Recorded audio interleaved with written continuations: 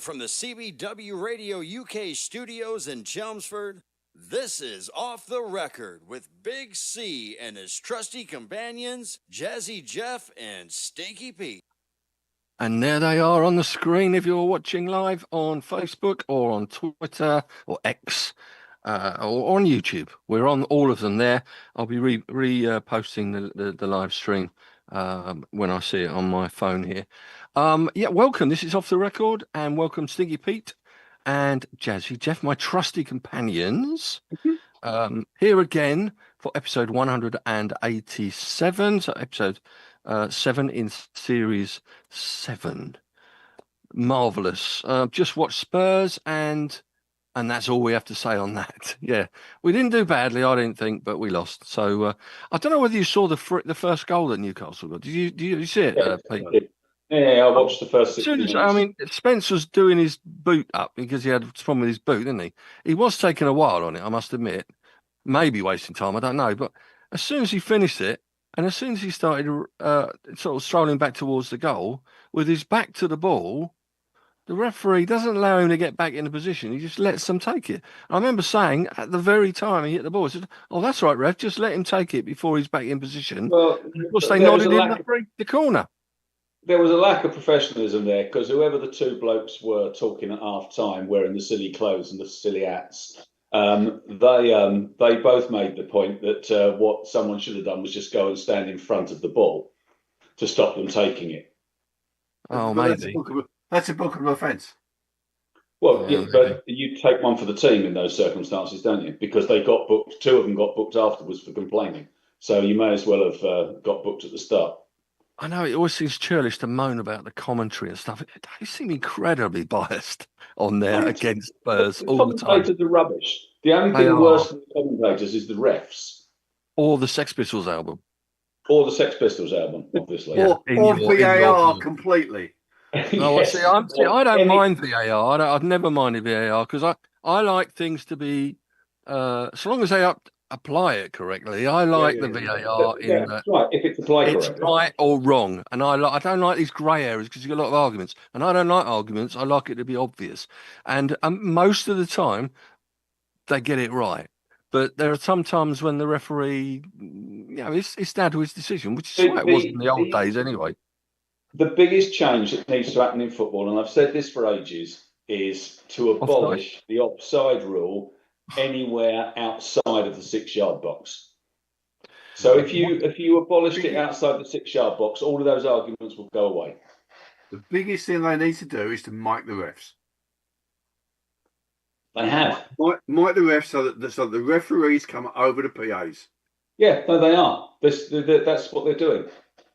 That's because they explained to the Everton fans about Everton's disallowed goal on Sunday, much to the annoyance of the Everton fans.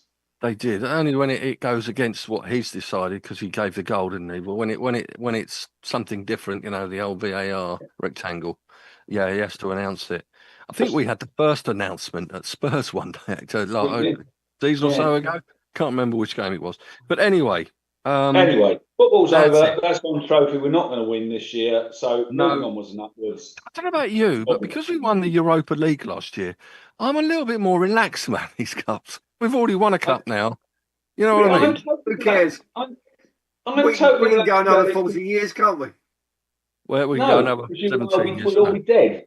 But we can. I think we can realistically say that the team is being rebuilt again. So just chill.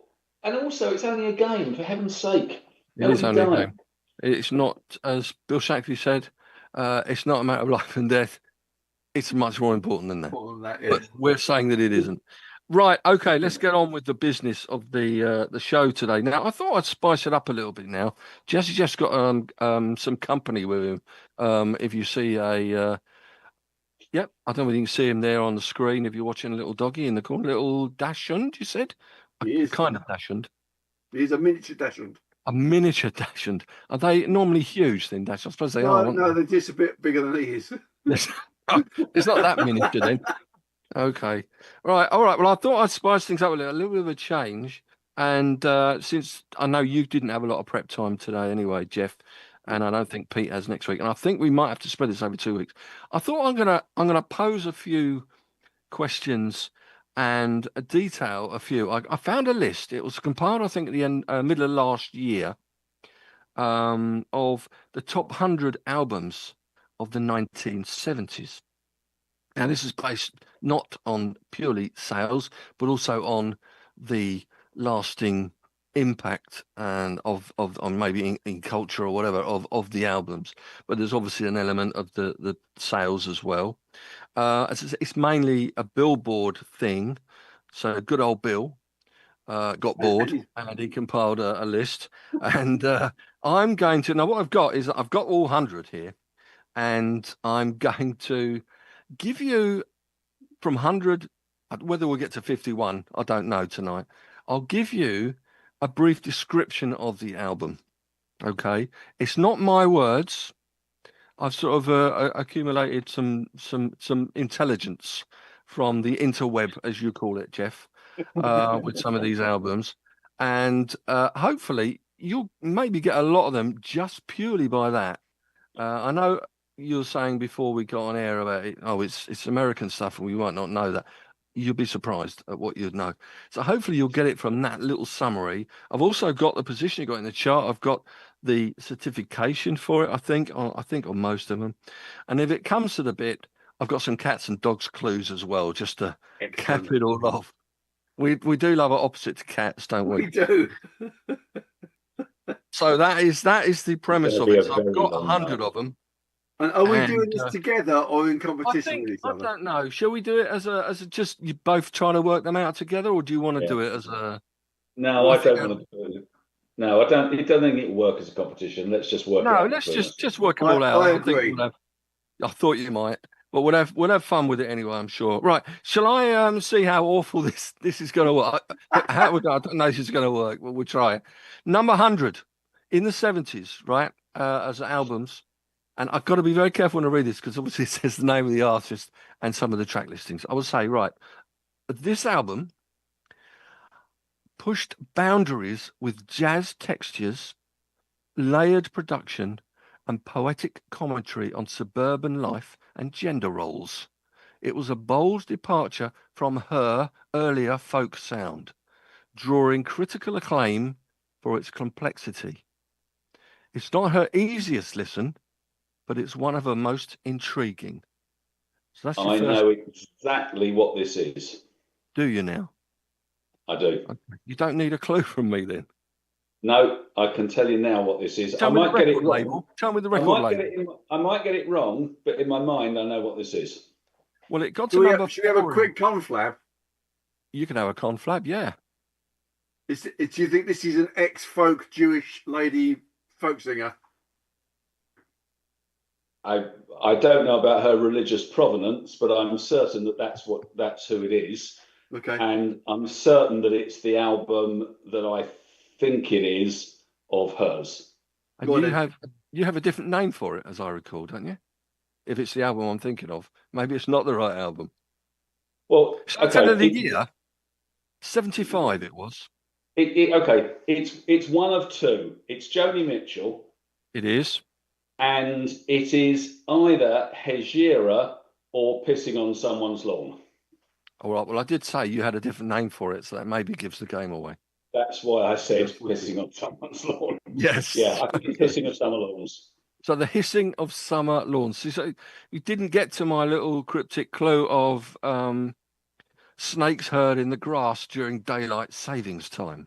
I thought, that could be the Hissing on the Summer Lawns. Blimey, okay.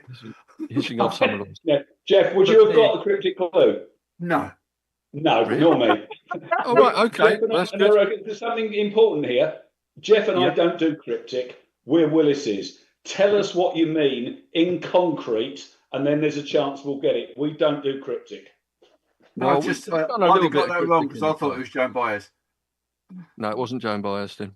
Right, okay, so that's number 100 out of the way. 99. We're moving on. Now, of the 100 albums in there, this is one that I was unfamiliar with. I know the artist, but unfamiliar with the band, with the album title. This album solidified their stadium rock appeal. The anthem that's on it, I can't give you the name of the track. It's got an anthem on it, which became their defining epic. With soulful vocals and long-form rock jams, the album captured the blue-collar power of early 70s American rock. It's big, it's raw, and deeply loved. I would never have got it from that, to be honest, but unless Stinks has got his brain working. Any idea, Pete? Because this is beyond me. Like when he started, I was thinking it might be Boston, but it's too early. That was the early 70s, and you'd have known the album. This is 1970. Blimey. 1970. Yeah, it was their third album. Their third gold record within a year, actually. Got to number 8 in the US, didn't get anywhere in the UK. The title track of the album was a single, which got to number 2 in the States. Oh, okay. So say the original clue again. Just read that, the first thing you did again. I'd say the band's, this album solidified their stadium rock appeal. The anthem, again, I've said the anthem and the name of the... You might not know the name of the track. Shall I give it? Yeah. The anthem, I'm Your Captain, became their defining epic. With soulful vocals and long-form rock jams, the album captured the blue-collar power of early 70s American rock. It's big, it's raw, and deeply loved.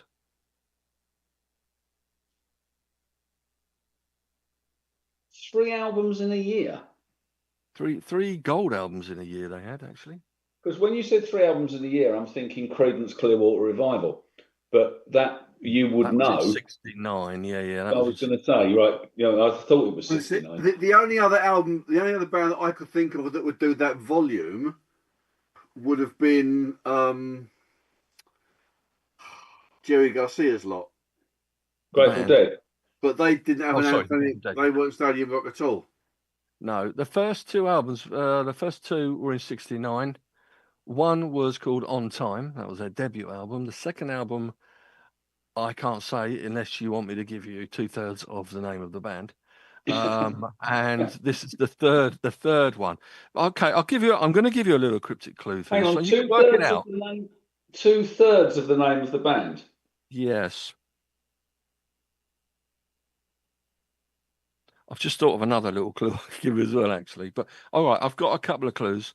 That's the easy clue. That's an easy one. A more cryptic one then would be for the name of the band, right? 3 words. 1,000 sly stones on a train.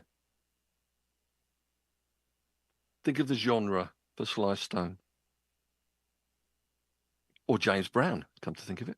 Oh, I know. Grand Funk Railroad. It's Grand Funk Railroad. Do you know the name of the album? No. Okay. My cryptic clue for the name of the album is, it's 3 words. Nearer to your domestic residence. Close to home. Close to home. Closer to home, yeah. Okay. So there you go. We'll give that one to Jeff. Not in a million years would I have got that. I wouldn't have got that either, to be fair. Not that says a great deal. But yeah. Grand Funk Railroad, Closer to Home. Oh, we love this next one. This is this gentleman's dystopian glam rock opera, inspired by Orwell and urban decay. With tracks like the lead single and the eerie title song, he pushed theatricality and grit to the forefront. The album bridges the gap between his last persona and his later soul period. It's haunting, dirty, and brilliant. Oh, yeah, I know what this is. It was his 8th album. It came out in 1974. It was a number 1 here, and it was a number 5 in the US. And yeah. Obviously, Stinky Pete, no. Have you got any ideas about this one, Jeff? No. Okay. This gives me the ample opportunity Yeah, no, do not go there. Do not go there. I shall switch off and leave if you go there. Oh, well, okay. I won't mention opposite of cats. The as opposite one of of the cat. words in It's the title. Bowie and it's Diamond Dogs. It is Diamond Dogs. Okay, so I own Diamond Dogs. Yep, but you still wouldn't have got it. I wouldn't have got it from the description at all. Really? Okay. I think you're like me, Jeff. You just listen to the music. I do. Maybe. And that's what it's all the isn't I it? count the beats. Whereas this is right up Stink's street because he really thinks this is deeply about everything. absolutely. And the different sounds that are on it, and the bass player and the drummer and what have you, and influences. Right. So that's Diamond Dogs at number 98. We might get through these. You never know. Right up to it's another good album.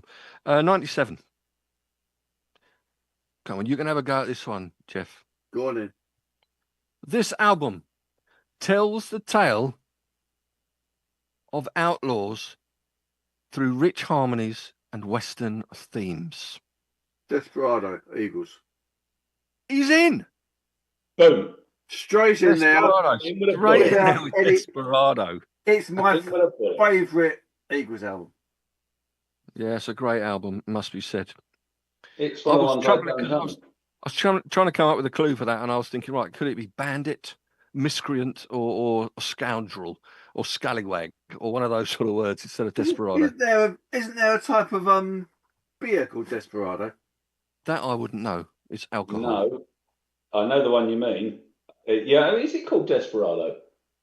I know what you mean. It's one of those. It's like Corona Sol. Yes, it's one of those pretend Spanish type of things. Yes, yeah, pretend Mexican. Well, you better drink it before it's too late. Absolutely. See what you did there. Oh, look, I threw a lyric in there almost.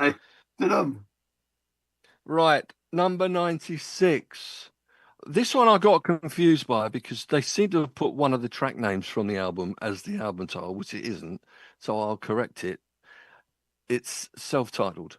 And this is his debut solo album. It was released in 1975. And I say his debut solo album is a bit of a clue. It's a bold, emotionally raw tune. Oh, hold on, it's talking about the track again.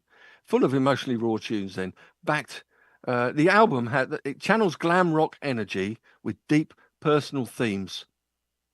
He emerged, the artist on the album, this is his debut solo album, emerged strong post his band, proving he could captivate listeners with storytelling, piano-driven arrangements, and charisma.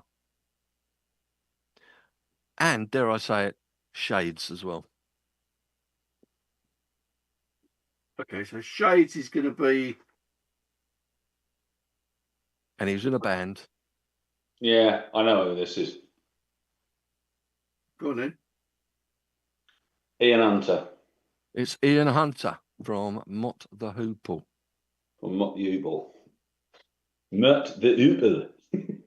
Yeah, my clue for that one was John Chaser. You never would have got that one, would you? Because Ian is meant to be John, isn't it? In up north, maybe? Not equivalent of it anyway. Okay, that's 96. You're doing all right. Your cryptic clues are doing my head in. I think they're good. Yes, they're very good clues. You don't need them anyway.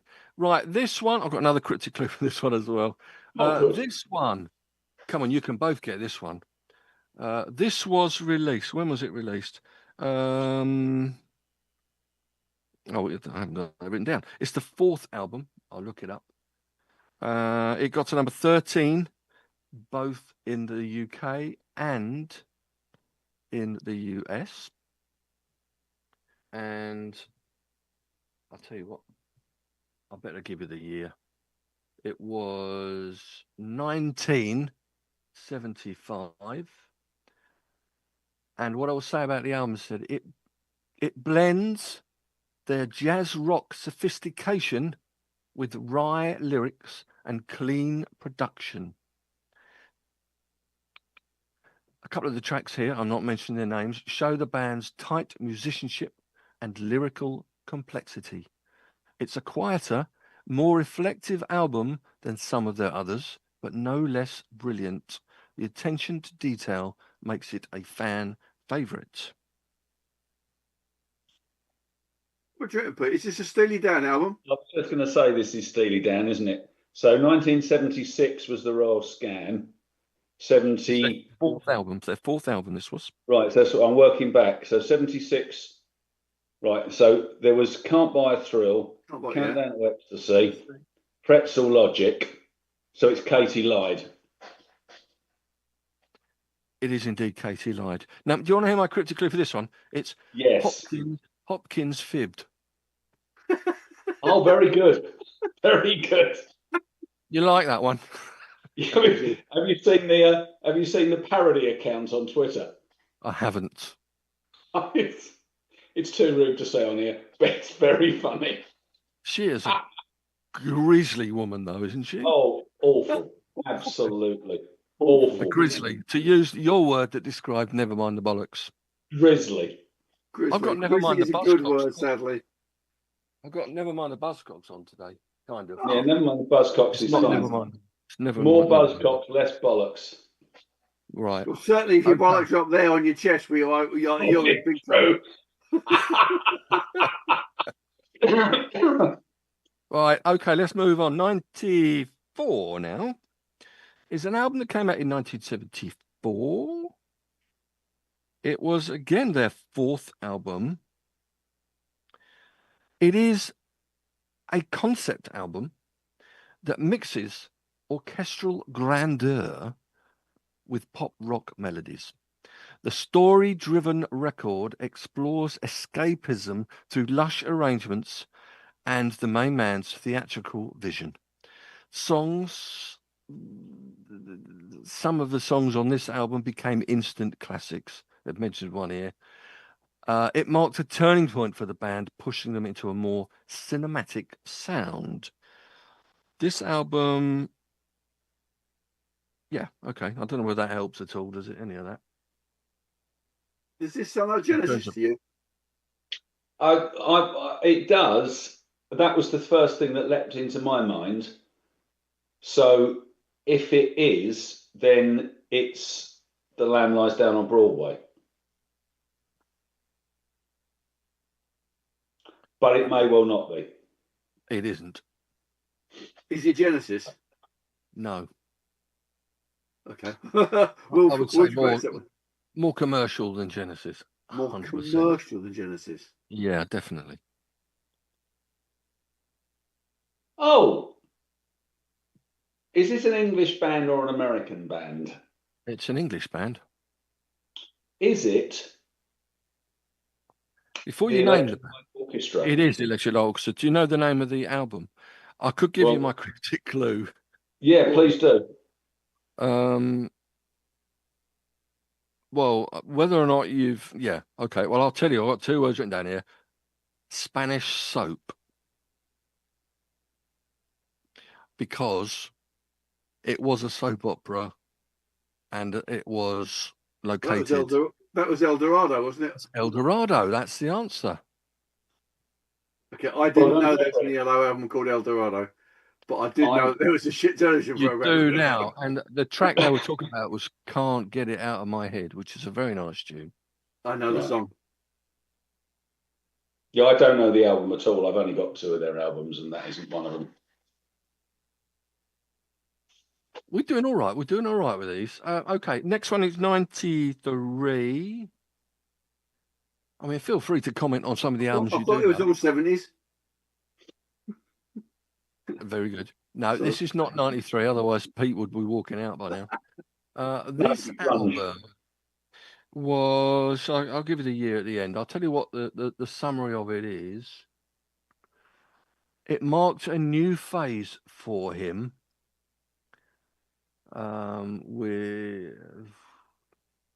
was the first album with the band reformed around him. It came out in 1974 and it delivered powerful messages of resistance and love. The album solidified him as a global voice for reggae and justice. That'll be Robert then. Robert's 7th album in 74. When was got to number Exodus, 43 here in the UK. Not sure it got anywhere in the US. Rolling Stone had this at 181. Actually, I've got that written down here. I think it was a gold album, gold disc. Well, it's got to be Exodus. None of the others would have got that high. Well, I was going to say, but I thought Exodus was 1976. Shall I give him a clue? I just want to give these clues. Go on then, give us a clue, Carl. Clue is if you say the second book of the Bible. Fashionable Fear.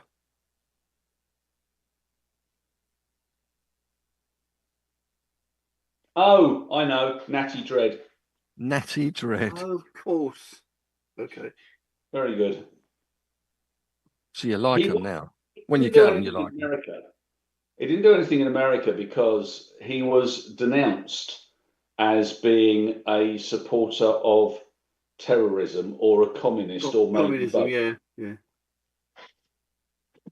That wouldn't go down well, would it? They don't like the commies over the pond, do they? Jewish wedding. No, not at all. Not at all. Okay, that was 93. 92.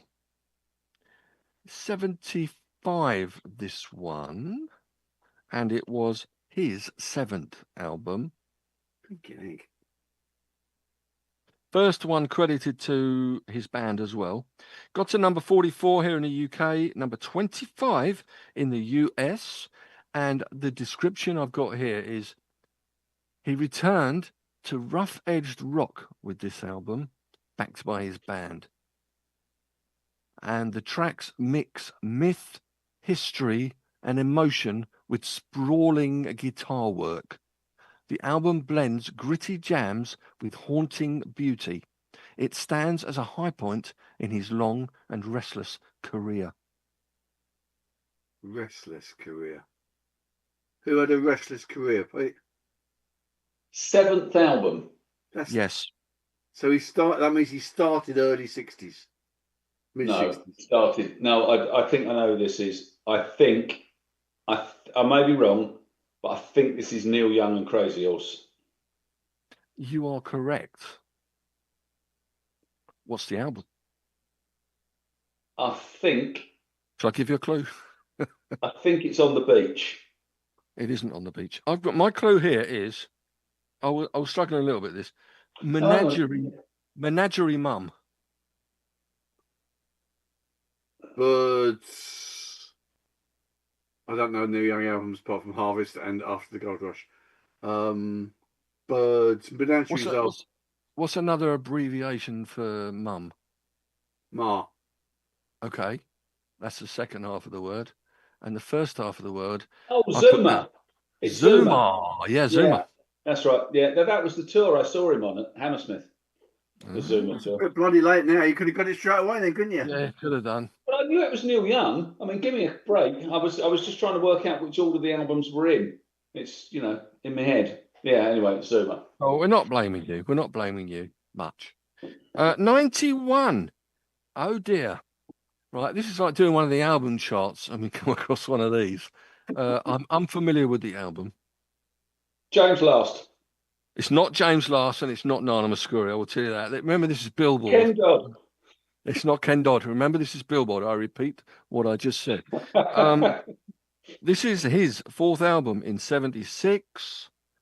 And it was double platinum in the US, believe it or not. This album, I'd say this without with a straight face, a lot of this, captured hearts with sentimental ballads and soft pop hooks. I know who this is. The title track became a signature hit.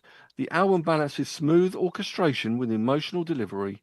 It became one of his most successful records and a favorite among fans of 70s adult contemporary. 70s adult contemporary. Do you have any clues about this one? Barry Manilow. It is Barry Manilow. Are you a Barry Manilow fan, Jeff? I know you love a bit of. I don't mind his voice. I don't like his persona. Yeah. But I quite like his voice, and I quite like some of the songs that he writes. So is this Mandy? Is that an album? That isn't an well, it could be an album, but it's certainly not this one. This one is fourth one. One of the album track that was a top 10 hit over there was "Looks Like We Made It." I didn't know that. Looks like we made it. Yeah, double platinum, as I said, in the US, and I wouldn't have a clue about the album title for this one, so I will say. Just tell us what it is. Very, very, very suspect clue. I would say That's Yours. It's 4 words. One of them is with an apostrophe in it. And I've said That's Yours. That's Yours. I own it. That's only 3. I don't know. Own it. No. I was thinking that would be That's Yours would be I Own It, wouldn't it? That's something. I see what you mean. Okay. I don't have a clue. I do not own a Barry Manilow album. I thought I'd just let you know. First word, opposite. Oh, this one might work. Opposite to that. This. Oh. This. Last word is opposite of me. You. This. This one's you. you. This one's for you. He gets a biscuit. Well done. Have you ever heard of that album? No. No. No, nor have I. You're going to get all of these. With all of these clues, you're going to get them all. Right, next up, number 90. This was their 11th album. Number 1, Both Sides of the Pond. 74, this came out. It saw the band in a reflective mood. While not as raw as earlier records, it featured some gems nonetheless. The album explored darker themes with lush arrangements. It showed a more mature, moody side of the band during a transitional time. This was three times platinum in the US, gold disc in the UK. As I said, it was in 1974. Is it an English band? It is an English band.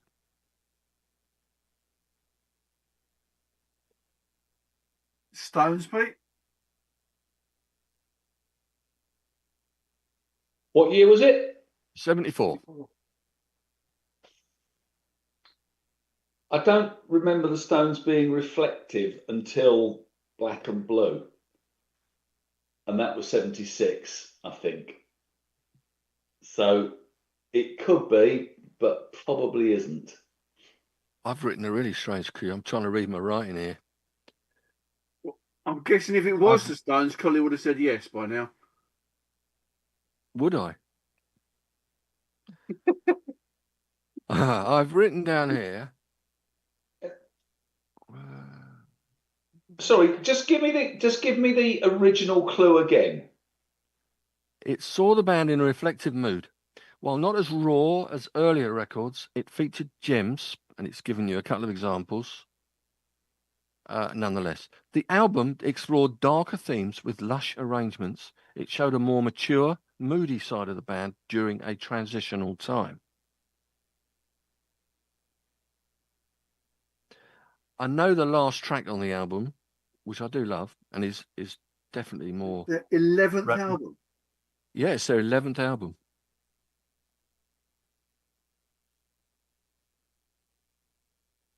I'm struggling here. I'm just throwing names out. It's not the Moody Blues, then, is it? Oh, I was just going to say the Moody Blues. It is the Stones, but which It's album? the Stones. Yeah. After all that, it is the Stones. Right. So, which album? What's their 11th album? It's a broth. Oh, Goat's Head Soup. Goat's Head Soup. Right, which is my favourite Stones album. You're useless at this. Huh? His favourite album, but he didn't get it. But my clues, obviously, are that pants. My problem is that what I'm trying to do is to get the years in mind. And some of them, like the Steely Dan one, was easy. But the Stones one, there's that block of albums in the middle there, Beggar's Banquet and Exile on Main Street, and I never remember which order they came in. So I've decided there's no point trying to work out what the albums are because I'm never going to get them. Well, unless I absolutely know them easy. But try to work out what the band is from what you're saying. Yeah, okay. Yeah, that's all right. So, between us. You can work as a team. Yeah, definitely. Well, we have been. Yeah, indeed, yeah. Right, I've got another one for you now then. Number 89. This is... okay. This bridges the poetic folk of her early work with the jazz-influenced path she would later follow. The album features introspective lyrics and graceful melodies, particularly in two songs here that I'm not going to mention. It's subtle and sophisticated, capturing the complexity of fame and love. The year of the album, if that helps, is 1972. And it came in between, probably, I would say, her two most critically and commercially acclaimed successes. Folk 71 Roots. and 73. Pardon? Folk Roots. Yeah, folk. Well, this is Joni Mitchell again. It is Joni Mitchell. Do you know the album? So it's post Blue and pre Pissing on Someone's Lawn. So it's and something else. It's not. It's sandwiched in between. I thought Blue and Court and Spark would be there too. Oh, Court and Spark, yeah. Because I'm not a huge Joni fan. I've got her greatest hits, obviously. Have you got a live as well? You got a live album as well? No, I can't think of anything worse. But then I've got Hejira and Pissing on Someone's Lawn on tape, but I haven't got anything else. One of these albums, I can't remember which one it was, I read, had a nude photograph of her on the sleeve. No, I've got to be honest, that's not enthralling me. But anyway, I'm just saying, I was a bit surprised. It clearly enthralled Graham Nash, though, didn't it? Now that was Hissing on Someone's Lawn. It was post Blue. Yes. And pre Court and Spark. Yes. And it's 1972. And if I said, as you well know, I think it is anyway, it was a good year. For the Roses. For the Roses is the name of the album. You knew that one. I'd never heard of I knew what a good year was. Yeah, well, there you have it. I wouldn't know a Joni Mitchell album if it jumped up and hit me, so. Okay. Would you know the album? Blue. He must know Blue, yeah. I know of Blue and I know of Hissing on Someone's Lawns because of our friend's little brother. But that's the only reason. Right. Okay, there are a few repeated, as you've worked out already, there are a couple of that are repeated artists. There's even a couple of, I think, sort of best of or greatest hits in there as well. And soundtracks. Right, next up is 88, moving on. And this was from 73, this was. It is and was his 12th album, got to number 2 in the US. Strangely, I haven't got a position in the UK. I don't know whether that means it wasn't a hit. Who knows? The description I've got is it's sensual, soulful, and emotionally intense album. The title track became a cultural phenomenon, but the whole album flows with passion and honesty. With lush arrangements, again, I love a lush arrangement, don't they? With lush arrangements and heartfelt vocals, he explored intimacy in a way few had before. It's a bold, beautiful landmark in R&B. 73 this was. So that's too early for what's going on. No, what's going on was 71. So it's not. When I said it was too early, I meant it was too late. Right. Okay. You were close. I should have realised that when you said it. Well, it's the opposite, isn't it?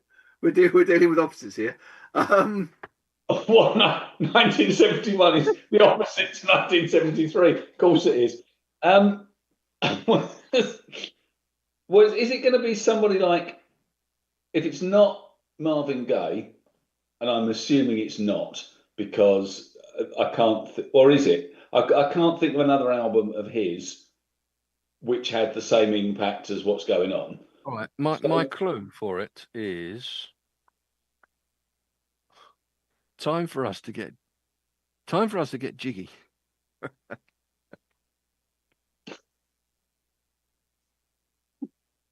Soulful album. Classic intro. Wow, wow, wow, wow. Oh, yeah. Oh. Have we written Marvin Gaye out of this? I don't think you should do. In that Because it case, is Marvin Gaye. in that Where's case, Marvin it's Gaye through then? the grapevine. No, that was this is definitely too late for I heard it through the grapevine. That was 68, 69 I was time. going to say that was. I literally only know Let's Get It On and heard it through the grapevine, so I'm struggling here. But Marvin Gaye sounds like the right answer, but I know quite a lot of Marvin Gaye songs, and I know that. Don't you think time for us to get a bit jiggy is what Let's Get It On, It's Mike? not helping me. It's Let's Get It On. He said it. I'm going to give it to you. Okay. It was 73. It was an album. right. I presume he's talking about a little bit of hanky panky when he's talking about Let's Get It On. Unless he's talking about a raincoat that's just lying around somewhere and he thinks they should share it. My sales director at TNT Skypack, when I worked for the air cargo business, he used to refer to it as horizontal folk dancing. Yes. Which I thought was a great title. Are you up for some horizontal folk dancing tonight, love? He's not talking to you, is he, when he says that? No, hopefully not. No. Okay. Each to their own, though. Right, 88. So I'm giving you that one because you did mention it. You said, all I know is Let's Get It On. And what's going on? Number 88. Okay. This band, this album is full of warm harmonies and gentle acoustic vibes. Many tracks are heartfelt and poetic. The album steered away from the band's jam band roots toward tighter, folk-inspired songwriting. It's a laid-back, beautifully crafted record that earned lasting respect even beyond their big fan base's circles. 1970... What are we on? 87. 1970 this was. And it was their fifth album. Double platinum it went in the US by 2001. So this goes beyond their folk stuff, did you say? No, it beyond their band, the band's jam band roots. So a bit sort of guitar jamming. So it's just towards tighter folk inspired songwriting. Bit of a cult band. I think you might have mentioned one of the band members earlier on. I think Jerry Garcia. Yes. Okay. And I think by a country mile, to use that quote again, Indeed. their best album. Do you know what it's called? I don't. Do you, Pete? No idea. I've got a Grateful Dead greatest hits album, which is a double. So there's a lot of stuff on there, but I haven't got a clue what the albums are.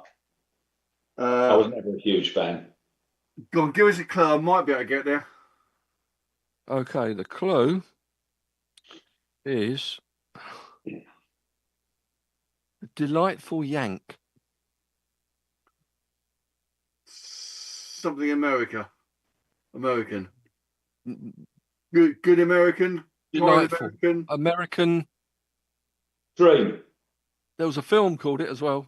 Graffiti. No, American Graffiti. Yep. I think it was American Werewolf in London. American Werewolf in London. Idol. Yeah, okay. Idol. No. What's his name was in it? Kevin Costner. Not Kevin Costner or Kevin Bacon. Who was the one that got into a little bit of trouble from Spacey. Kevin Spacey. Spacey. He was the lead man in it. Oh, American Beauty. American Beauty, yeah. Right. Okay. I wonder if anybody It else also is had getting Annette these. Bening in it. Wouldn't have got that in a month of Sundays. Good album, though, actually, that one. I think of all their albums, they had, what, 4 before it, I think? But there was like a mix of maybe a live one in there as well. 80, what are we on now? 86? Right. I mean, I think that you could both get this one before without even giving my wonderful clues. We'll miss it if we do. In fact, I reckon if I say maybe 8, 9 words at the start here, you're going to come in with it. But I can't use 3 of them because that's the name of the album. So I will say you'll still get it really quickly, I'm sure. I'll tell you when it came out. It was in 1972. And it's part studio, part live tribute to one of their previous members. Blending southern rock and blues and psychedelia. It's it is Eat a Peach by the Allman Brothers. It is Eating the Peach. I'm going to say the album is soulful and jam heavy, showing the band's ability to grieve and celebrate through music. It became one of their most beloved records. It's like its standout tracks, Melissa and Mountain Jam, it says here. If you said those 2 tracks, I'd have got it, but that aside. Yeah, I know, but it sort of gives it away then. It takes away the thrill. I didn't even get to give my clue. I am feeling thrilled at the minute. What It does thrill the mind. No, you can't buy one, mate. You can't buy one. Oh, and actually you can because they're cheap. Indeed. My clue for that one was get that exceptionally good fruit down you. Ah, okay. Very subtle. Right, Yeah, really 80, 85, very subtle. In other words, you didn't have a clue for my clues. Right, number 85. How's the dog getting on there, Jeff? Yeah, he's okay. He keeps scratching at the door. But there you go.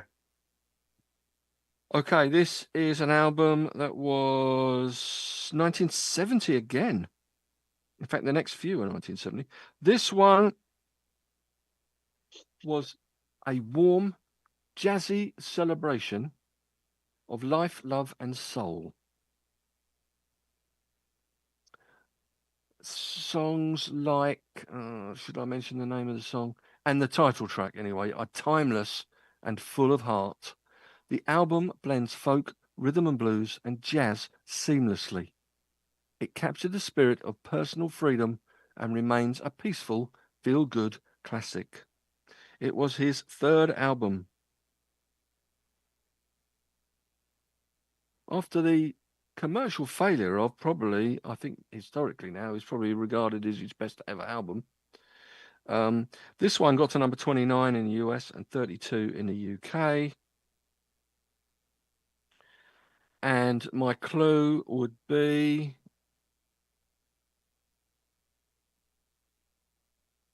Ooh. I'm trying to get an option there. For anybody who's listening on Spotify, Colin's brain is now working. I'm thinking rhythmically move to the opposite of sun. You'll love that one. Opposite of sun. Dance to the moon. Moon, right. To rhythmically move, you dance. You got the 2 words there. Moon dance. Moon dance. Oh, Moon dance. Van Helsing. I mean Van Morrison. That's him. Van Persie. That's him. Robin Van Persie from Northern Ireland. Okay. Yeah, Van Morrison. It's a good album. It's not a bad album. But the previous album, Astral Weeks, I think is generally regarded as his finest. I love Astral Weeks. We have a friend who absolutely hates it. Like he holds Astral Weeks in the same style as Pete holds Nevermind the Bollocks. Oh, surely he can't do. At least on Astral Weeks, bear it. He can sing and he can play, instruments. I know. Which I think it is. I do not own a single Van Morrison track. Hey, guess what? I own Astral Weeks and I own their greatest hits album. Well, hey, get in there, Jeff. Get in, get you. But I don't know. I don't own a live one. Live album because he has had a few of those as well. Actually, he has had a few of those too. Right, Moondance Van Morrison. Yeah, at least I'm getting these clues out, even if you guessed them. Oh, cool. I don't know what I can do with this one though. Right, number 84. Well, this was. Oh, I'll read it. This showed a more yeah, I think this maybe Jeff, not Jeff, Pete probably will come in with this one pretty early on. This album showed a more acoustic and folksy side of the band. While still delivering heavy riffs, it leaned into ballads. Yeah, that's what I can say. It leaned into ballads as well. The album proved that they were more than a hard rock act. They had depth, range, and a courage to shift directions mid-career. And it was their third album. Oh, I know what it is. It's Led Zeppelin 3. It's Led Zeppelin 3. Yeah. I don't know what you can come up with a cryptic clue for that one, really. But, 84 was Led Zeppelin 3. So 83, this might be more up Jazzy Street, Jazzy Strasse. But I think also possibly Stinks. This was 1970 again. This was a groundbreaking fusion. Oh, I hate that word. I hate that word. A groundbreaking fusion of jazz, rock, and psychedelia. He challenged traditional jazz with extended improvisational pieces. The album's experimental spirit influenced not only jazz, but also progressive rock and funk. It's a wild, moody, and fearless ride that opened doors to new musical frontiers in the 70s. Blinking heck. Don't know it? Number 35 in the US, only number 71 here in the UK. But it did make the US. Give us a genre clue. Where does the artist come from? Does the artist come from jazz or does the artist come from rock? No, jazz. You said jazz. Jazz. Right. Yeah, I'd say. So is this Miles Davis? I was going to say it's Miles Davis, and it is. It's either Bitches Brew or Feed a Kilimanjaro. So I'll give him a clue. I don't know what I've got now for it. What number was it? 83. Oh yeah, I've just written cup of tea for female dogs. Yeah, Bitches Brew. Yeah, it's Bitches Brew. Yeah, that's not. I think we could have a book with all my cryptic clues. Well, we should. Off the record. We should write. Well, maybe we could have T-shirts printed. Yeah, why not? Opposite I want a T-shirt that says opposite of dog. Opposite of dog. Yeah. Off the record. Yeah. Indeed. Okay, 82 now. We're whizzing through these. That's what we like. Since we started in the US anyway, we started a bit later, didn't we, this week? We're an hour later over there. Right. Okay, this album gave him some of his most enduring hits, whether they're grammatically correct or not. With its blend of blues, country, and laid-back rock, the album captures his smooth, emotional playing style. It's a relaxed but focused set of songs that feels timeless. It remains one of his best solo efforts and a staple of 70s soft rock.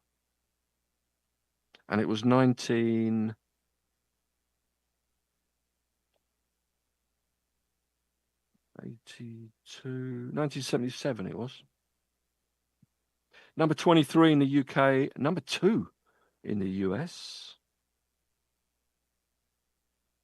UK person?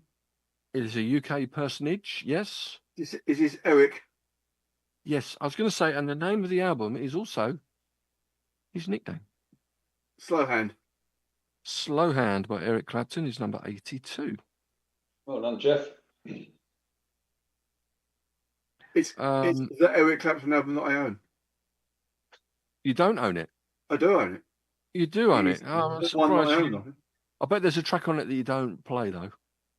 You skip over Wonderful There's Tonight. a whole load of them I don't play because I can't think of anything on it at all. Well, Lay Down Sally, that was my grammatical Yes. thing. And Wonderful Tonight, which I don't think either of you like, actually. It's I don't mind it. It's a bit crap. Mawkish. A bit what? Mawkish. Mawkish. Mawkish. I think that's harsh. If I got the definition of mawkish right. I like the song. Oh, okay. Mawkish. Sentimental in an exaggerated or false way.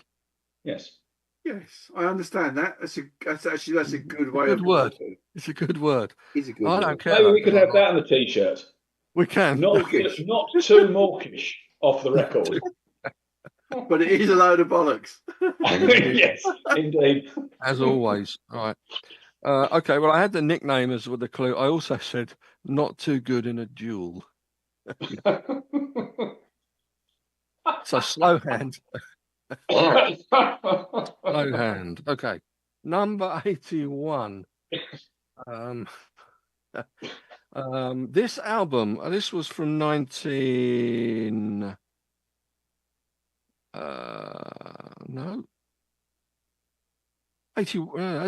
again, 77. And this album marked a radical shift in sound, filled with ambient textures and fragmented songwriting. Side A, do we call it that? The first side leans experimental rock, while side 2 drifts into instrumental landscapes. Collaborating with, shall I just say it? Brian Eno. He pushed boundaries and influenced post-punk and electronic music. This is Bowie again, then. It wasn't just bold, it was a blueprint for innovation in music. Is this Bowie again? It is. Okay, 77, Bowie. Heroes? No. Low. Yeah, it is low. 77, Heroes probably was 77 as well. He probably had 2 that year, did he?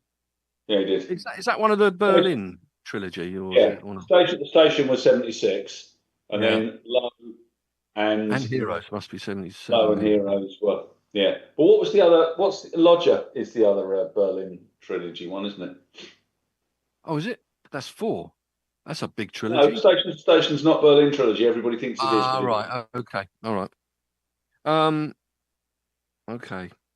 That was 81. David Bowie. His 11th album, that was. Number 80? Are we ready for number 80? All ready, mate. We are indeed. All right. Okay. 9th album for the band.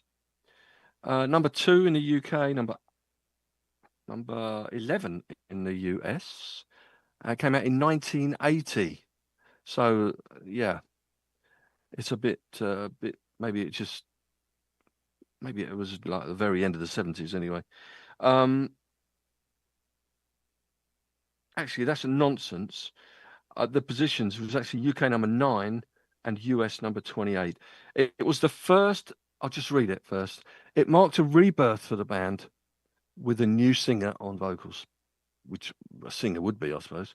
The album is a heavy, melodic, and reinvigorated band. It reinvigorated the band's sound. And songs like this particular one, I'm not going to say, and the epic title track helped shape the future of heavy metal. They proved they weren't done yet, inspiring a new wave of metal bands and fans with this powerful comeback. Right. This is going to be the Black Sabbath comeback album. It is. And the singer being? Ronnie James Dio. Ronnie James Dio took over from Ozzy Osbourne. Yeah. And the album title is, do we know that? No. I know, I can picture the cover. I just can't remember what it was called. My cryptic clue is Good and Bad Destinations. Heaven and Hell. That was by Vangelis.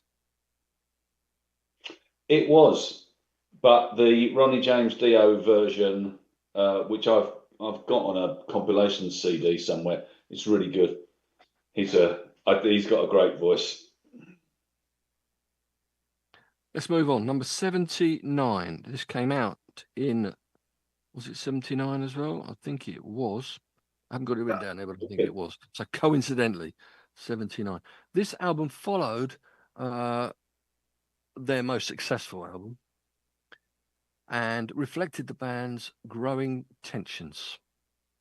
Despite that, it delivered a couple of really big hits, a #1 in the US, and also another moody hit as well. The album blends bluesy rockers with smooth ballads and remains a strong finale for the band's original run. It closed out the decade for the band on a high note, both commercially and musically. Sorry, what year did this come out? 79. So, I think they had a live album in 80. Sorry? I think they had a live album the next year in 80. But their last studio album for their first run, as it put it here, their original run, was this one. In 79. Is this Eagles again? It is Eagles. So it's the long run. It's the long run. I was going to say marathon. That was my clue, but yeah, don't need it. Don't need to print the T-shirts for that one then. So the long run Eagles. Not one of my favourite Eagles albums, I must be said. No, Gordon got it for me a few months ago. I played it once and thought, yeah, it's all right, but it's not one that I'd rush back to play again frequently. So no, and the two tracks I was mentioning, "Heartache Tonight," which is single. Was that Bob Seger? I think co-wrote that as well. And the Timothy B. Schmidt one, I can't tell you why. The ballady well, one. and also the title track, which is the one they and do the title live track. on. Title track. I don't think it was that a single? Not Yeah, sure it was. Well, no, they did both of them live on the Hell Freezes Over thing. All right, okay. Yeah, they did. Okie doke. So that's 79. 78. But before you go to 78, yeah. In case to the toilet. In case Neil is listening or watching. Oh yeah. You're absolutely right, Neil. I've got Slipstream as well. Carry on. Slipstream by Eric. Ah, right. Okay. I've got an album called Slipstream by Sutherland Brothers and Quiver. I've got that as well. It's not bad, but not as good as the one before. I don't have any albums called Slipstream. Oh, well, you let the side down there. You let the side down. Drop the ball. You definitely dropped the ball. Right, 78. Surely this couldn't have come out in 78. This will be weird. I think it was 77. It was his debut album. It is a bombastic, emotional, and over the top in all the right ways. Do I need to say any more about this one? Go on, Jeff. You know this is. You've seen him live. Have I? He created a rock opera with pounding piano, wild guitar solos, oh, really? And vocals. And many songs became instant classics. Its dramatic style made it one of the biggest selling albums ever. Is this Bat of Hell? Yes. And a defining piece of 70s rock theatre. That wasn't 78. That was well before 78. It was 77. 78. It was 77, I think. Actually, yeah. I was saying maybe it isn't 7. Surely it's not 78 like the number. You got the words right out of my mouth. Was in the charts when I was living in Worthing Street, and that was my 77, 78 year at uni. So it was definitely that period. Okay. Well, okay, yeah, that's what it is. Bat of Hell. I haven't got that album. No, I've got his greatest hits album though.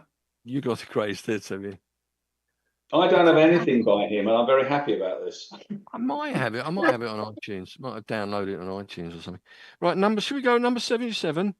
This one came out in. I'll let Jazzy Geoff get this one. It came out in 1975. It is an ambitious, theatrical album packed with variety. It features a legendary song along with playful tracks. The lead singer and company threw every musical trick in the book into this album, and it somehow all works. Bold and brilliant, it elevated the band to rock royalty and showed just how creative a rock album can be. And I know this, do I? Yes. Did we talk about it recently? Yes.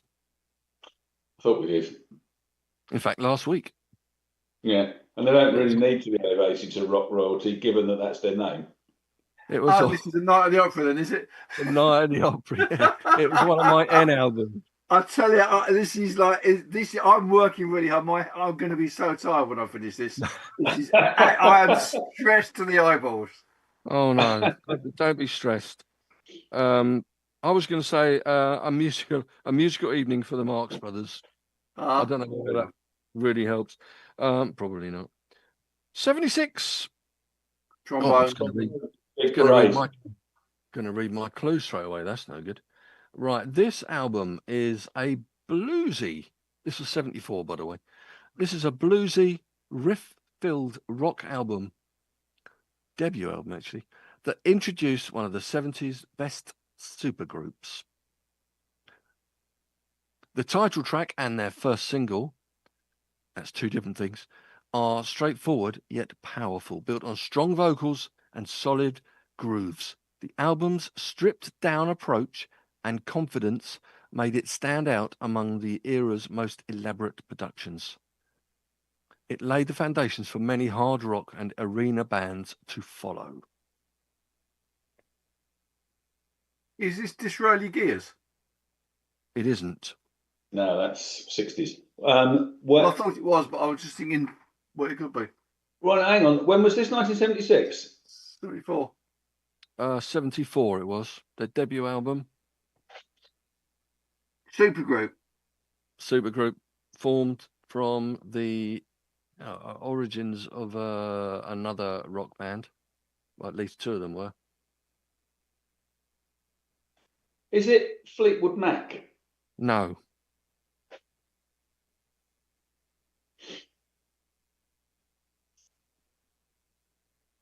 Oh, this is a very complex clue, actually. And I don't know whether it actually makes any sense. I'm struggling with the supergroup thing. Yep. I think they've only had about two. They only had about two hit singles, maybe three. I can think of three. Their first ever single was a top 20 hit here in 74, and then they had a second album which contained two top 20 hits as well. And I think they've had more. Right. Is it Bad Company? It is. Yeah. So the album is? Go Pete. The album is? Is it their debut album? Debut album, yeah. Yeah, Bad Company. It's Bad Company. I don't know if you make sense of my clue here. I've said Free the Naughty Platoon. Free being a reference to their previous band. And bad being naughty. You have got way too much time on your hands. A company. I was doing this during the show this morning, working out these clues. See, I don't think they're a supergroup, but no, I don't think they're a supergroup either. They're just two members of Free. Two group guys who've got. They're not. Yeah. Anyway, what do I know? Was it only two? Only two members, I suppose. Was it? Yeah. It was Simon Kirk, drummer. It was Paul Rogers Kirk and Paul Rogers, and then it was Rabbit Mott the Hoople guy. Yeah, but they had a member of Mott the Hoople come. Mick Ralphs come in as well, didn't he? So maybe that's what makes it super. Yeah, maybe. All right. Who was the fourth member? Who was the fourth member? It wasn't Andy Fraser, was it? He was Free. That was Rabbit Bundrick. Okay. Never stop him talking. Is that a real name, or did you just make that up? You just made it up. His name's Rabbit. He came out of the womb, and his mum went, "Blimey, that was fast. We'll call him Rabbit." No one's called Rabbit. Trust me. Trust me. Rabbit Bundrick is called Rabbit. Or maybe it was Rabbi. Maybe it was, or Rabbit. Maybe he was Welsh and it was Rabbit. Indeed, or it could have been Rabbi T. Bundrick. Oh yes, I think these are much better than my clues. Some of these actually. Right, shall we get on to 75? Yeah, do it. Why not? Go for it. This marked a turning point for the band. Oh, here we go again. Blending orchestral grandeur with catchy rock hooks. With 3 big hits, it showed off the main man's knack for blending Beatlesque melodies with futuristic production. The strings aren't just window dressing, they drive the music. This album helped define the band's signature sound and proved that classical and pop could dance together. This is ELO again, isn't it? It is. You just have to guess the name of the album. I'll tell you what, I'm going to give you a clue for this one. Go on. If you remember, you're old enough, and both of you are old enough. There's a program, I can't think of the name of the host of it, but there was one particular round in this quiz where they used a dummy keyboard. Do you remember it? Yes. What was the name of the show? Robin Ray was on the show. Robin Ray was the he was a genius. Yeah. It was on the radio originally. Face the Music. Maybe it was Face the Music. And that's the name of the album. Face the Music. He was brilliant. That man knew everything. He could pick it. He could just, by doing stuff, he knew exactly what they were playing. It was really weird.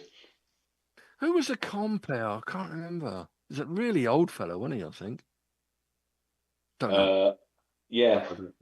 It'll come to us. Anyway. I don't know. It probably will. If he was still alive, I'd ask my dad, he'd know. It's either a new world record or Out of the Blue. It was Face the Music. No, it was Face the Music. You got that. Oh, sorry. I thought you meant the name of the album.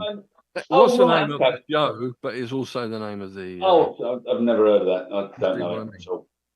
What were the singles off it then? Evil Woman. Oh, okay. Strange Magic. Don't know. Great singles they were. What was another big one? Wasn't there? What was the other big single? Certainly Evil Woman, Strange Magic. Oh no, it was Night Rider. Was Rock Highway on that one? No, that was on a New World Record. Okay. Okay. Number 74. How are we doing for time? I think we can get through this last 25. 25. Right, let's go quick. I don't think so. Yeah, we'll do it. 74. This was their 8th album. So again, it says it was released in 1980. But I know the first single was released in 79, so I don't know why. UK number 1 and a US number 1. And the description of this one is as such. We've got this album brought a sleeker, more pop-infused rock sound. It spawned a couple of radio staples, one of which I can't stand. The band's versatility shines, jumping from funk to rockabilly while keeping that signature band sound and flair. This album brought the band massive success in the US and showed they could evolve their style while staying chart pop toppers.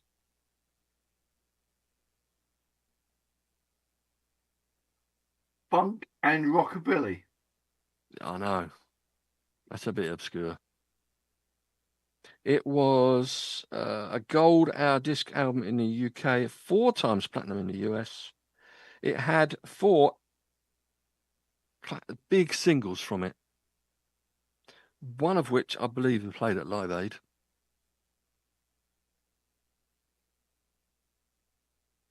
Rock Royalty.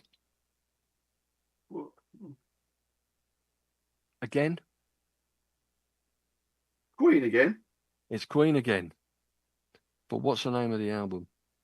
The single I'm thinking of that I just can't tolerate is Another One Bites the Dust. It's just something about it. It's awful just song.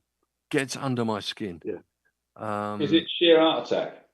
It isn't. No, because that came out before Night of the Opera, didn't it? I think. I've got no idea, mate. I hate Queen, so I've got no. All right, fair enough. The other single was Crazy Little Thing Called Love, which I do not mind. But Is that a new world record? A new world record. Isn't that one of their albums? No. No, that was ELO album, New World Record. No, new the News of the World. News of the World. I think. Yeah, right. Okay, so the album is a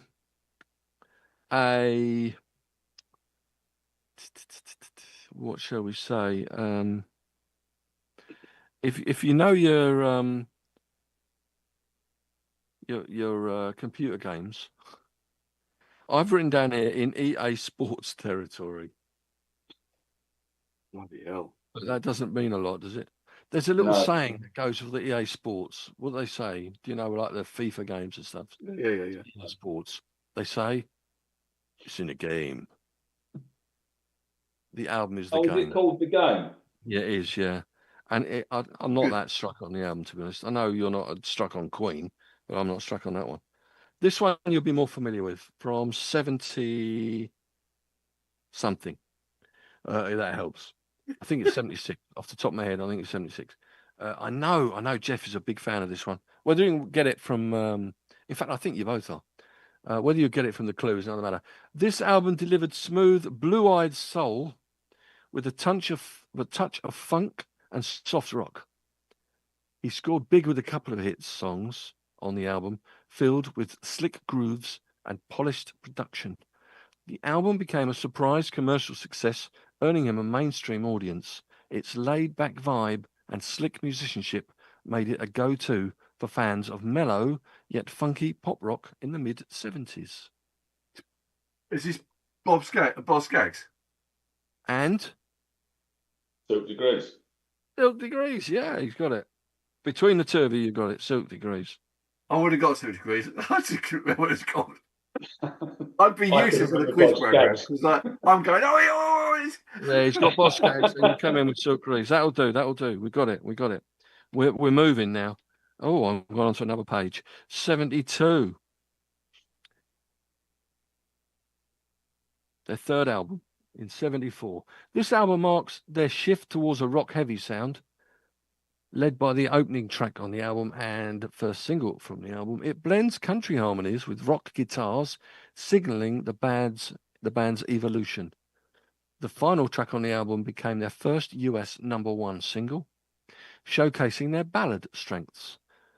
With a new guitarist on board, with an electric guitar, the band added a sharper edge.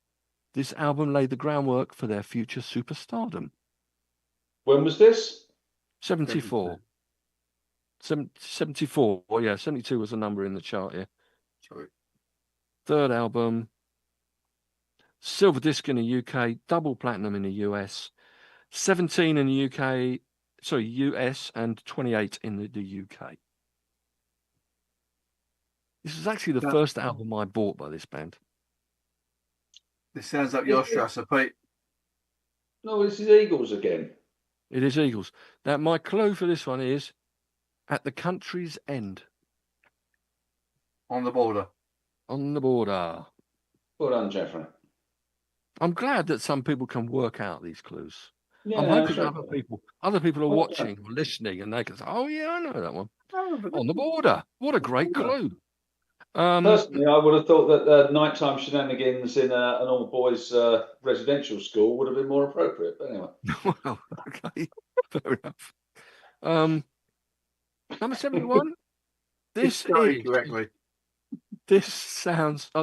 sees the band lean even harder into gritty blues-infused hard rock. Oh, shall I give you the tracks on this one? Tracks like "Back in the Saddle." Back and in the saddle. This The is Last Chance are full of attitude and groove. Yep. This is what? Aerosmith. I think you got it right, yeah. It's loud, confident, and unapologetically raw. The album cemented Aerosmith, I can say the word, as one of the leading American rock bands and influenced countless bands in the decades that followed. Many musicians consider this album their blueprint for what a rock album should be. What's it called? Is it Toys in the Attic? It isn't. In that case, I've got no idea because it's the only one of theirs I know the name of. So, if I said you got to get them off, Nickers. does that help? No, I knew you'd go down that route. Trousers. No. Think of the. Rocks. Pardon? Socks. Rocks. Rocks, yes, not socks. Get your rocks Yeah, off. actually, yeah, it's not so rock and roll, is it? Get your socks off. Get your socks off, honey. No, doesn't work, does it? Oh dear. Grief. Rocks is the name of the album, anyway. Yes, okay. And that was number 70, I believe. 71. 70. No, that was 70. Sorry, Dogs just 69. farted. 69. We're getting there. 69. Did you just say the dog just farted? Yeah. Did it I really? wondered why your nose had suddenly done that thing.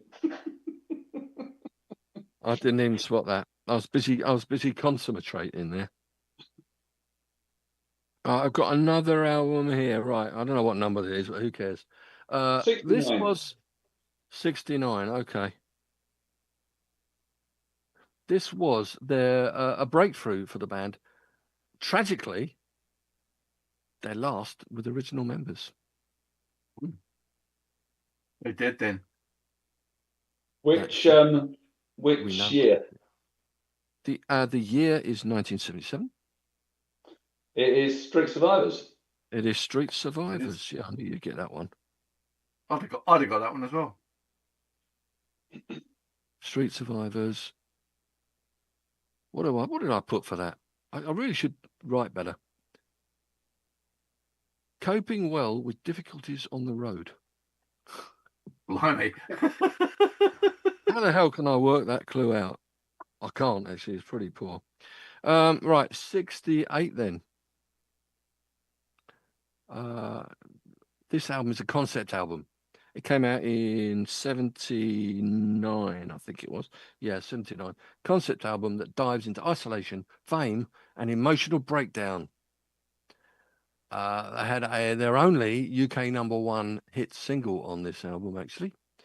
And it, like other tracks on it, became cultural landmarks. The album flows like a rock opera.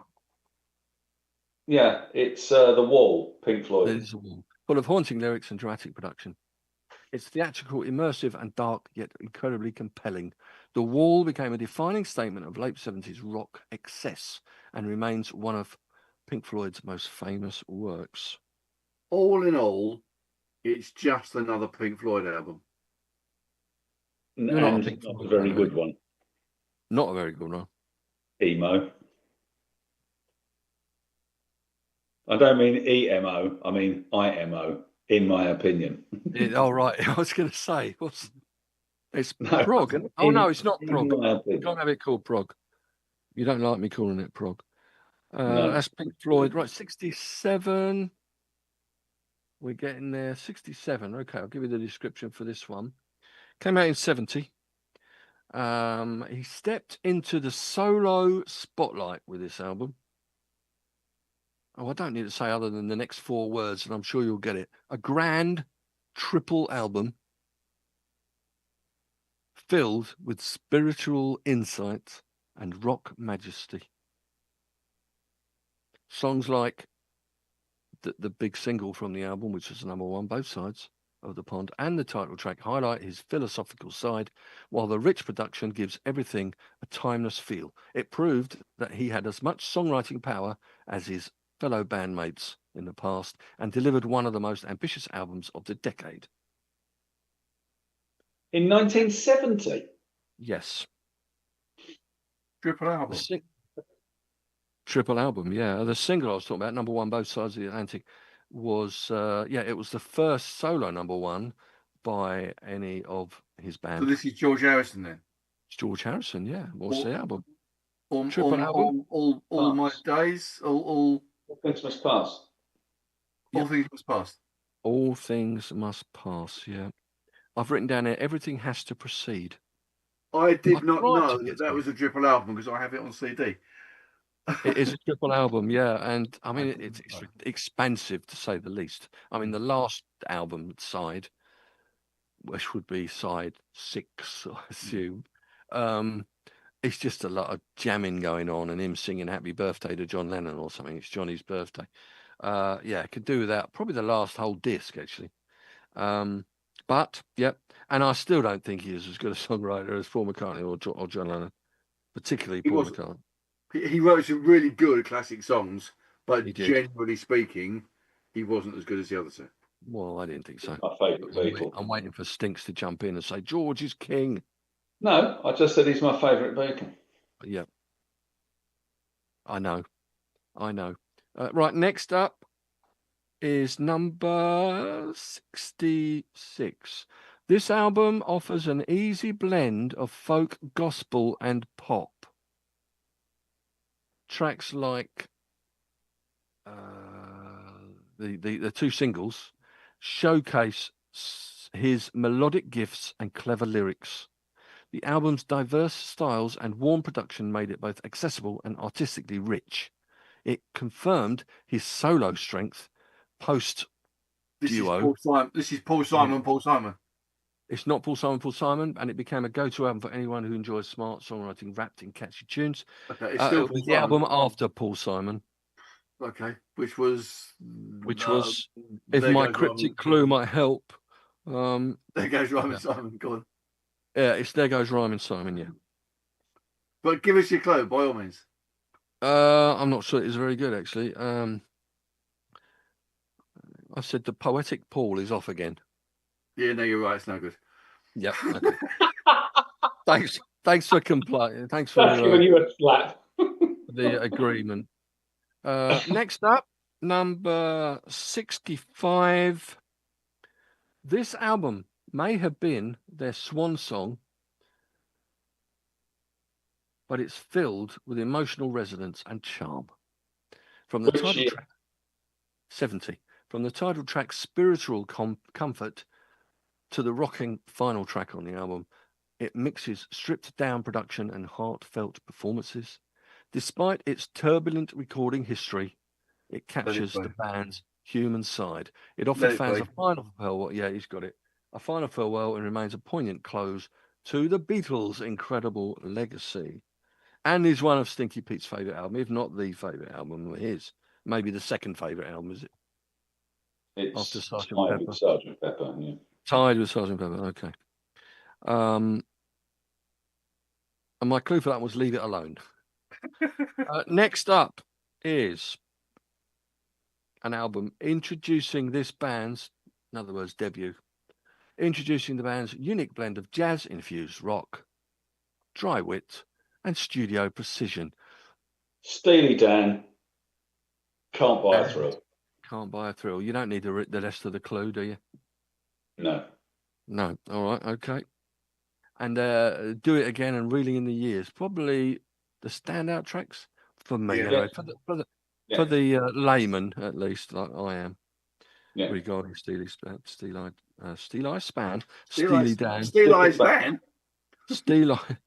Span. Next up is from 1973, just beginning of, I think. This album continued his hot streak with radio-friendly pop hits and heartfelt ballads. Two big singles were instant classics, showing both his tender and playful sides. The album blends nostalgia, showmanship, and emotional depth. It's a snapshot of him at his creative peak, with catchy piano melodies and dramatic flair that helped make him a 70s icon. Elton John. I'm thinking Elton John. Elton John and... Which year? 73, early 73. Goodbye Yellow Brick Road. Yellow Brick Road. Earlier. Your song. Unky Chateau. No. Don't Shoot Me, I'm only the piano player. Correct. My clue was I'm the keys guy, always in danger. Very good. Not really. I know you're humouring. That one was okay, Cole. You're humouring me now. Right, next up is... Oh, okay. This one, a polished jazz rock masterpiece, blending smooth grooves, complex arrangements, and immaculate production. It's sophisticated without being cold, thanks to sleek tracks like, again, probably the two big tracks on the album. The musicianship is top tier, featuring jazz session players that elevate each song. It became a high watermark for hi-fi sound in pop music and is still a favourite among audiophiles and musicians alike. What year was it? This was, good question, 77. It was their 6th album. Got to number 5 in the UK, number 3 in the US. Scroll Scam. It's not. Double platinum in the US, but you got the right band. Again. Oh, sorry. Are we talking Steely Dan? Did you say? Yeah. Yeah. Yes. Asia. It is Asia, yeah. You can probably guess my clue for that one. Yeah, go on. The opposite of Africa. It's the opposite of Africa, yeah. There's a T-shirt. There's a T-shirt for you, definitely. Asia, the opposite of Africa. Actually, that's more realistic because there is nothing about Africa which is the same as Asia and vice versa. So actually, that's not a bad one. And the two heavyweight tracks, do you think? The Deacon, I've got down Deacon Blues and Peg. Are they the two biggest ones? No, Peg and Joseph. Peg and Joseph, yeah. The two big hits. All right, okay. 61. This album returned him to peak form, an emotionally raw and poetic album exploring love, loss, and regret. A couple of the songs here, again, I'm not going to mention them, feel like diary entries set to music. With its stripped down sound and storytelling brilliance, the album resonated with fans and critics alike. It's often cited as his most personal and best records, and it came out in 75, and it was his 15th album. This is Dylan. Yep. And the tracks I was talking about, Tangled Up in Blue. It's a good song. Is it Blood on the Tracks? It is. It is. You just want to know my clues now, just to ridicule them, don't you? What we're trying to do is guess it before you have to give us the clues, so we don't have to ridicule. So we don't have to hear them anyway. All right. Carry this through the arteries and veins by train. Whatever. Okay, yeah. Yeah, you got it. 60. That kind of makes sense anyway. This album struck a chord. A gentle album brimming with hope and peace. Includes the hymn-like song, which I heard in my school assembly, I remember, in 1970 or 1971. And also some upbeat anthems on there as well that became sing-alongs everywhere. The arrangements are simple and intimate, letting his warm voice shine. This album solidified him as a voice of comfort and idealism in the early 70s, and it remains beloved for its uplifting vibes. Cat Stevens. And? T for the Tillerman. What did you say, Jeff? T for the Tillerman. And what did you say, Pete? The same? T for the Tillerman. It's not, it's the other one. Bye-bye. Teaser and the Fire. Teaser and the Fire Cat. Teaser and the Fire Cat. I had for that. I should have just said my clue, then you would have got it. Joker and his pet, the Flaming Moggy. Oh God, they're awful, these clues, aren't they? Oh, but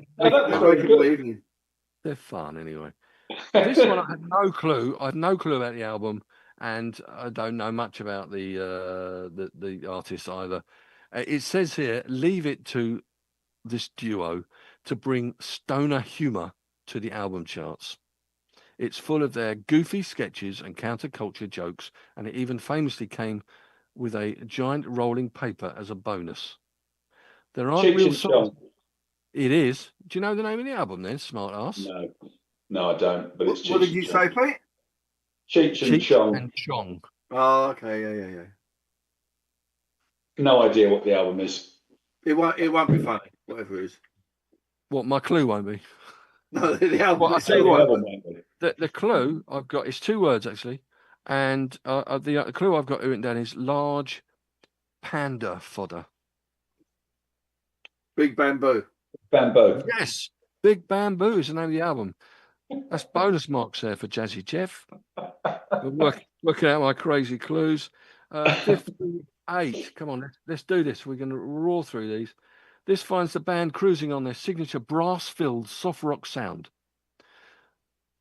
part of their hot streak. It features breezy tunes, and I don't think you'll know the song, so feeling stronger every day, with punchy horns and an uplifting chorus. The whole record has a laid-back, summery vibe. By this point, they made cranking out radio-friendly hits seem easy, blending pop sweetness with enough jazz rock chops to keep them interesting. And it Chicago. it is Chicago, and it was their. This is going to help. It's their 5th album, so Chicago 19 then. Chicago 18 or something. Number 1 in the US, didn't get anywhere over here. Double platinum is actually Chicago 6. There's a live album in there somewhere. Yeah, right. Quickly on next one we've got is this album lives up to its title with a mix of rockers, ballads, and rootsy charm, riding on the high of the success of its massive hit single. Riding on high on the success of a massive hit single from his previous album, he delivered another Love Struck hit with the big hit from this. Both of them were number ones.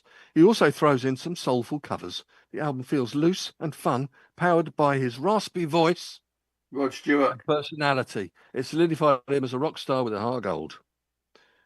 Okay. Rod Stewart. It's Rod Stewart, yeah. And I've written down always exciting. Whether or not that's Rod Stewart. What's the album called? 4 words. Never a dull moment. Correct. Okay, never a dull moment. 56. This album was a blast of new wave pop rock. Came out in 79. Big hit single from it, and its killer riff became the song of the summer. Probably the only song that wasn't disco related that got to number 1 in the States over this period. And the rest of the album bounces along with the same youthful spirit. The production is crisp and no frills, like the band is playing in your living room. It proved a simple, catchy rock record could still conquer the charts. And you hate the single. No, you hate the single. Who does? I hate the single. Yes. Oh, good. American? Yes.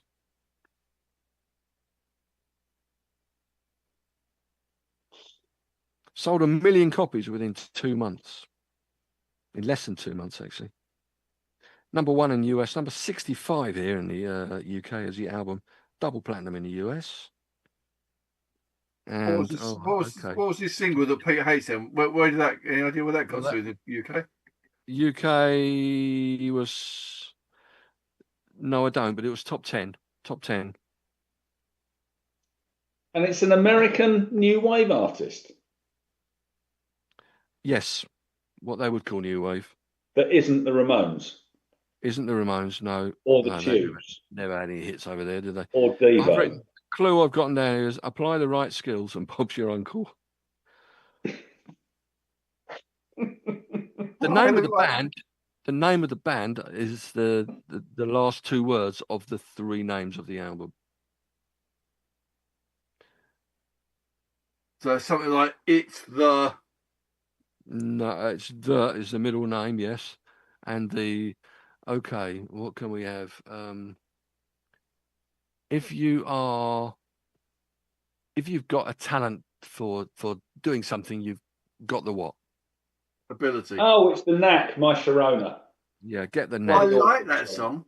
I know you do, but Stinks absolutely hate it.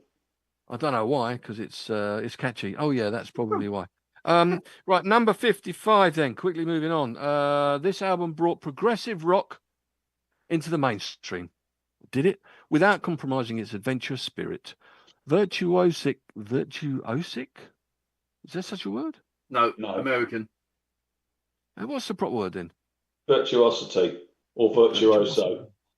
Virtuoso playing, maybe, yeah. And complex time signatures and made accessible by strong melodies and harmonies, especially on their epic, I think it was the opening track, The band shows off incredible musicianship while still delivering memorable hooks. It proved that a rock album could be technically brilliant and still widely beloved, paving the way for more radio-friendly prog to come.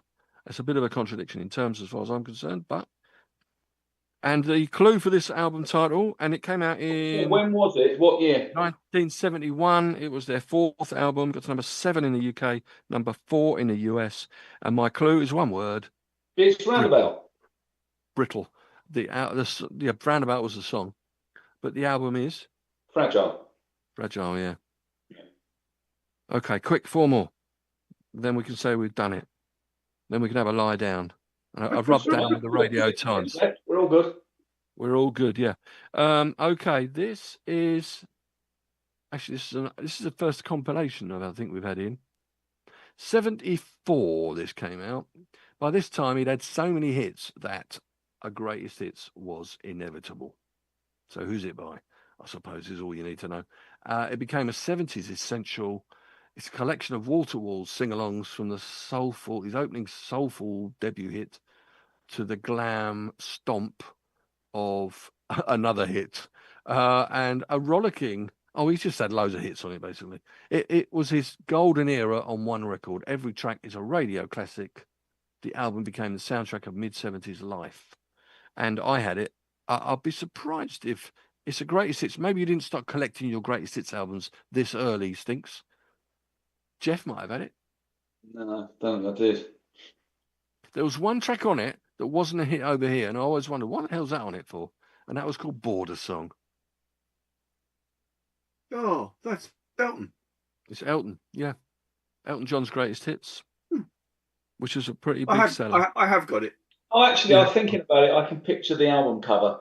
Yeah, I haven't got it, but I know what. Yeah, red I know and blue stripe round the side, isn't it? Edge to it, and the piano.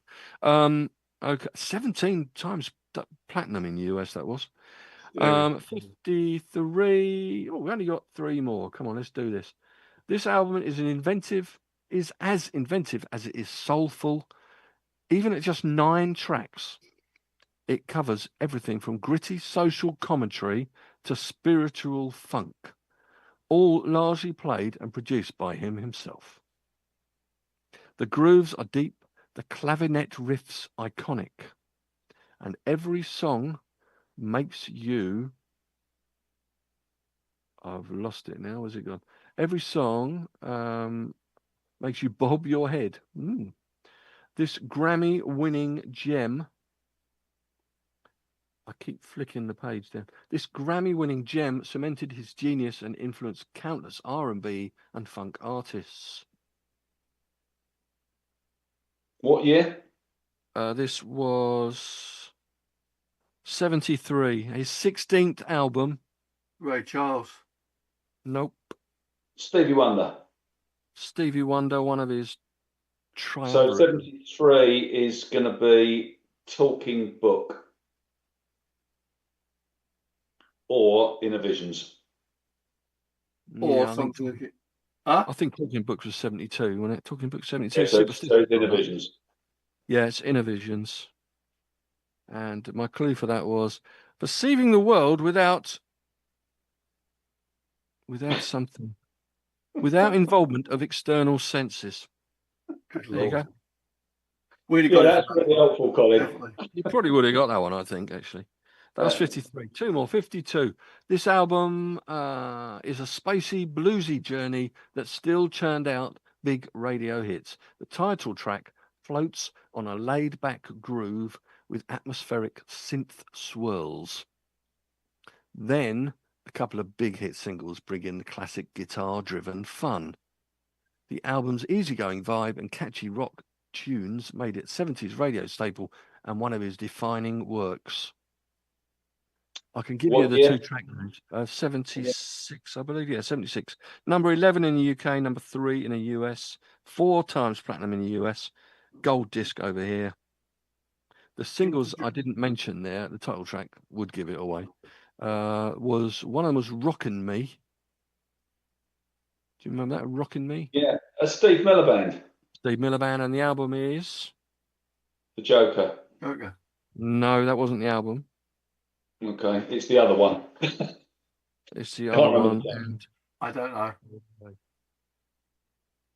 Oh, I'll tell you what. Have you got a clue, Cole? I have. I'm trying to read it again. I've written here, Don and Glenn can soar just as well. Campbell. Oh, Fly Like an Eagle. Fly like an eagle. That wasn't a bad one, was it? Oh, no, That was all right. Yeah, very good. Very good. Right, one more quick. One more quick. Yeah, let's go for it. We'll make the time. I don't think I was familiar with the album, actually. This continues the mellow magic she became known for. It's filled with gentle tunes and comforting lyrics that feel like a follow-up hug to her album from 71. This one was in 72, indeed, her fourth album. It had its easy, laid-back grooves. Her warm piano and earnest voice are front and center. Carole King. Yeah, while it didn't smash records like her earlier work, Tapestry, this album solidified her role as the queen of 70s singer-songwriter warmth. Do you know the name of the album, though? The one that followed Tapestry. Tough to follow Tapestry, I was really. going to say, like, how can you do that? I can't think. No idea. My clue, do you want that? Well, that's a final clue. Yeah, go for it. The gift. Sound correspondence with justification. So I do letters. Sound correspondence. So yeah. Letters. Corresponding sounds are Harmonies. when you write a poem, maybe, and Rhyming. rhymes and Dimes. Chimes. Justification, excuses, whatever you want. I don't know. Reasons. Rhymes and reasons. Rhymes and reasons. That's the album title. Did Very you know well it? done, Jeffrey. Excellent. You got it.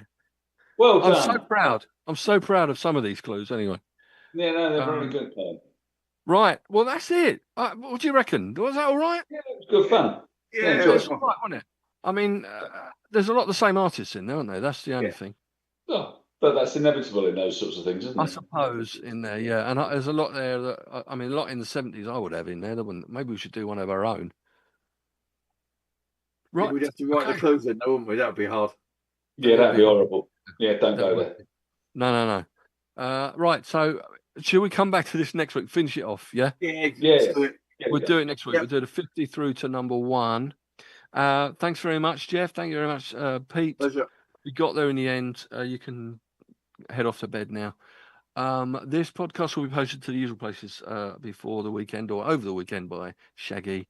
I'll be on the radio tomorrow, usual time, 8 a.m. If you've got any songs from any of this cacophony, from any of this random list of albums that you want to hear tomorrow, let me know, or Friday, actually. Text me, and then I can sort something out. But, yep, that is it. Thank you very much. And, well, I'm not sure whether we've done anything offensive today to not get on the BBC, but you never know. You said bollocks twice. Ah, and I've now said it once. You say it again now. All right. I mentioned happenings in a boys' boarding school, so probably you did. Yes, that was a little bit on the border, wasn't it? So yeah, all I've got left to say is it's a good night from me. And it's a good night from him. And it's a good night from them.